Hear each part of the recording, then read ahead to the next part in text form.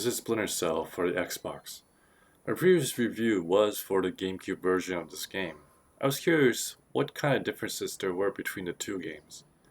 So just prior, this was released maybe 6 months to a year before the GameCube, and of course it was quite hyped up and probably deservedly so.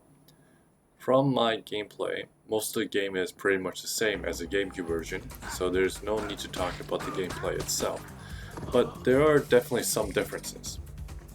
First thing that I noticed was that there was an extra cutscene at the beginning of the game that was not in the GameCube version. I'm not really sure why it was left out, as it didn't really have any pre-rendered scenes, rather it looked like it was running in real time. Now, the next major difference was that you had to manually equip some items in order to use them. This was thankfully removed in the GameCube version. Some examples of this include lockpicking. In the GameCube version, the lockpick option was available if a door was locked. In the Xbox version, you had to hold the black button down and select the lockpick, and then on the door, right trigger to start lockpicking the door. Doing it the GameCube way makes a lot more sense, since what else are you going to do with a locked door? Some level sections were removed in GameCube version, such as where it exploded at the beginning, but also this initial jump.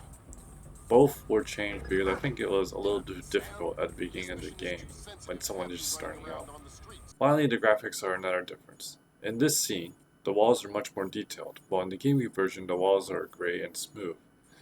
There are fence shadows here in the next room. Interestingly, in the sound room, there's no fog, while there is in the GameCube version. Overall, if you compare the two versions, the GameCube game has changes and tweaks that make this game much more enjoyable, while the Xbox has better graphics. I would give this a 9 out of 10.